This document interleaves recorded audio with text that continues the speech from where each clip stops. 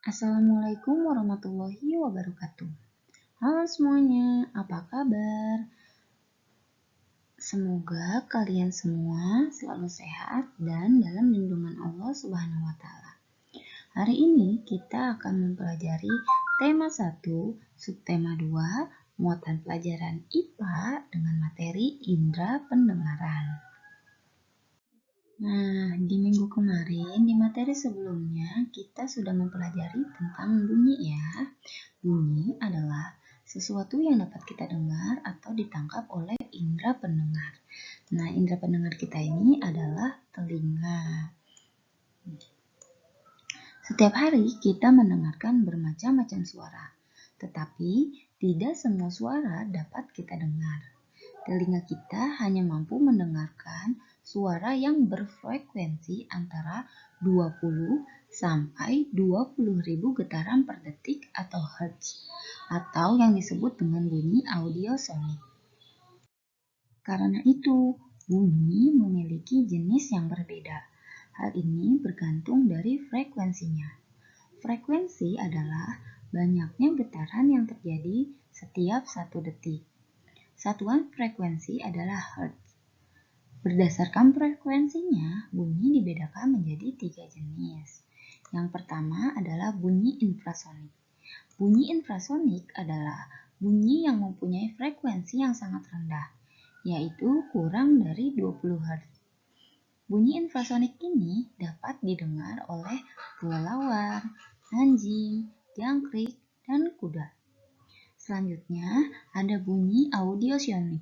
Nah, bunyi ini ya yang bisa kita dengar. Jadi, bunyi audiosonik ini bunyi yang mempunyai frekuensi di antara 20 sampai 20.000 Hz.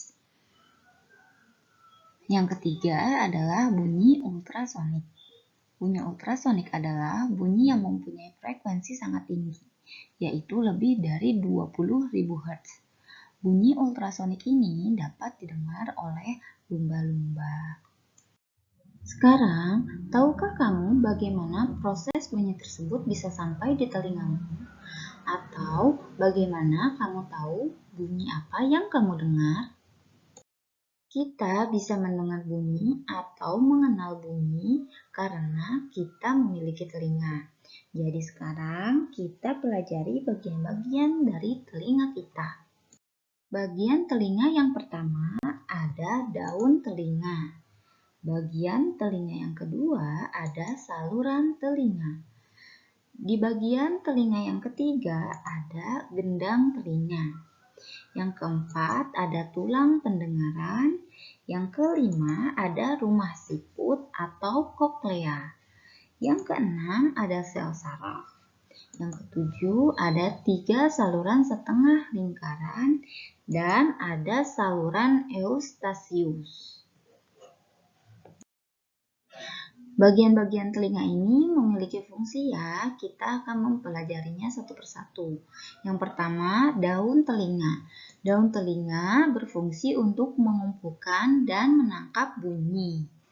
Lalu, yang kedua ada saluran telinga.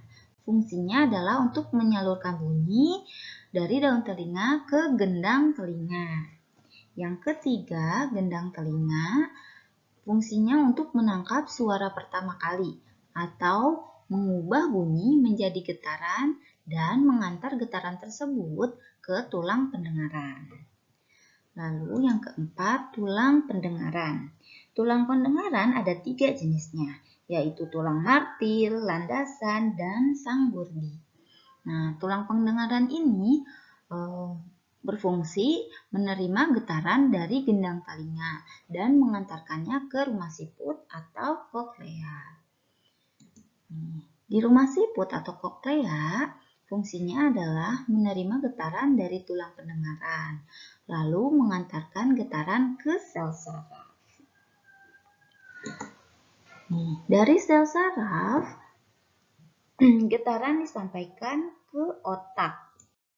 Fungsi bagian telinga yang selanjutnya adalah 3 saluran setengah lingkaran, yaitu fungsinya menjaga keseimbangan tubuh.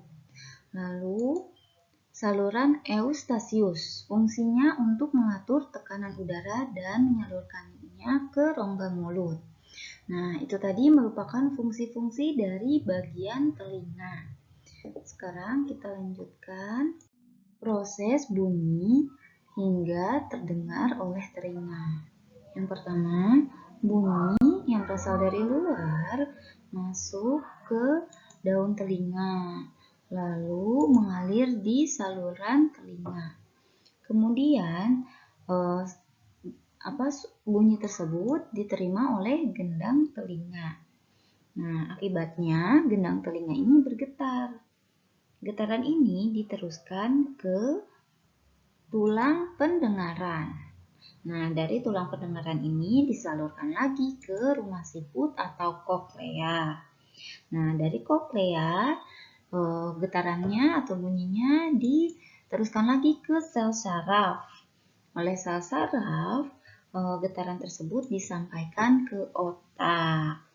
Nah, di otak inilah getaran diolah sehingga kita bisa mengenali bunyi dan mengetahui letak dari bunyi tersebut. Nah, itu adalah caranya kita bisa tahu, kita bisa mendengar bunyi dan kita bisa tahu ada di mana sih bunyi tersebut atau berasal dari mana sih bunyi tersebut. Sekarang, pernahkah kamu mendengar suara pesawat? Atau pernahkah kamu mendengar suara petir? Pasti semuanya pernah ya. Nah, bagaimana perasaanmu ketika mendengar suara-suara tersebut? Ketika mendengar suara pesawat atau suara petir tersebut, pendengaran kita pasti akan terganggu ya, dan kita tidak bisa mendengar dengan jelas. Kenapa sih kok bisa kayak gitu? Nah, ini semua karena perubahan tekanan udara yang menyebabkan kita tidak bisa mendengar dengan baik.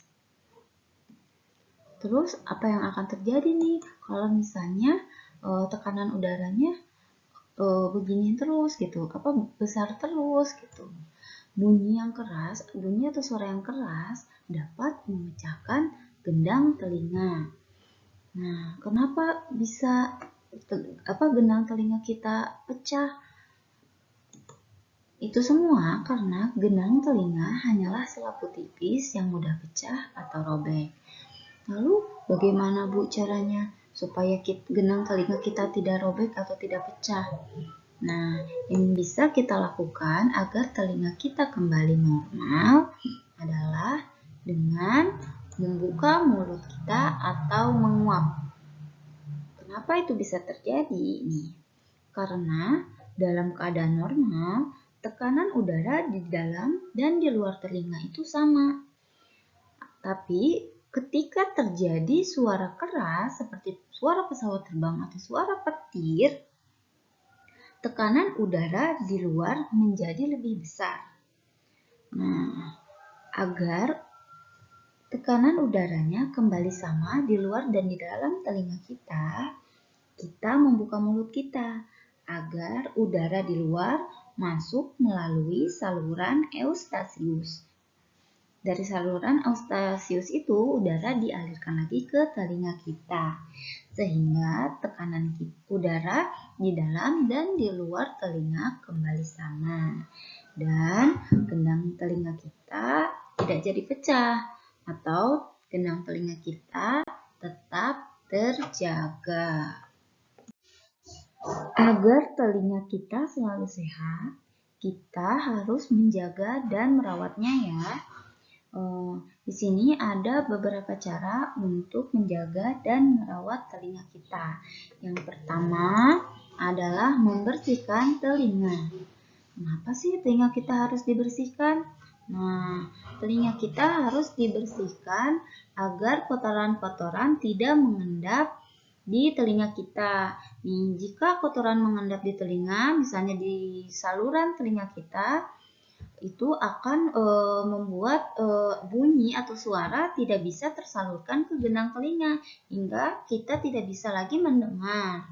Nah, dibersihkannya juga menggunakan benda-benda yang lunak seperti cotton bud.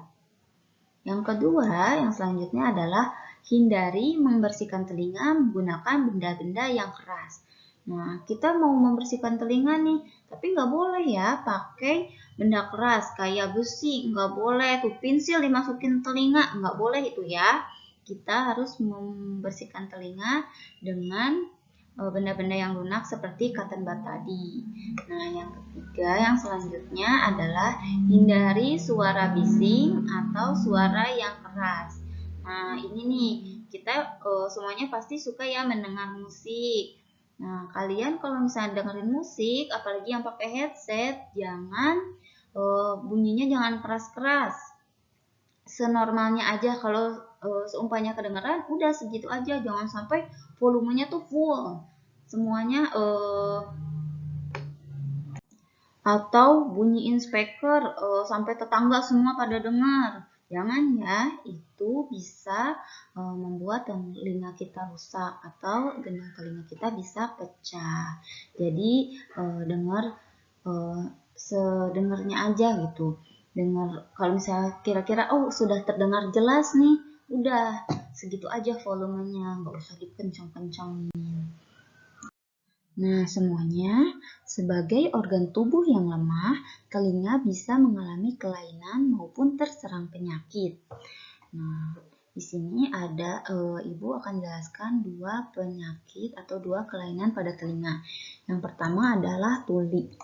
Tuli adalah ketidakmampuan telinga untuk mendengarkan bunyi atau suara. Tuli dapat disebabkan oleh adanya kerusakan pada gendang telinga, tersumbatnya ruang di telinga, atau rusaknya saraf pendengaran. Nah, kalau misalnya untuk orang-orang yang sudah tua, tuli biasanya disebabkan oleh kakunya gendang telinga dan kurang baiknya hubungan antar tulang pendengaran. Yang kedua, kelainan pada telinga yang kedua adalah conge. Conge adalah penyakit telinga yang biasanya disebabkan oleh infeksi pada bagian telinga yang tersembunyi di tengah-tengah. Infeksi ini disebabkan oleh bakteri. Nah, penyakit conge ini biasanya diderita oleh orang-orang yang malas ya, orang malas membersihkan telinga. Jadi kotorannya tuh menumpuk di saluran telinga tersebut hingga banyak kotoran berarti banyak bakterinya ya. Jadi telinganya terinfeksi oleh bakteri yang ada di kotoran tersebut. Jadilah penyakit conge. Nah, demikianlah pembelajaran untuk hari ini. Bagaimana? Kalian sudah mengerti ya bagaimana cara bunyi bisa terdengar oleh telinga dan cara-cara untuk menjaga kesehatan telinga. Nah, terima kasih telah mengikuti pembelajaran hari ini. Sampai jumpa di pembelajaran selanjutnya. Assalamualaikum warahmatullahi wabarakatuh.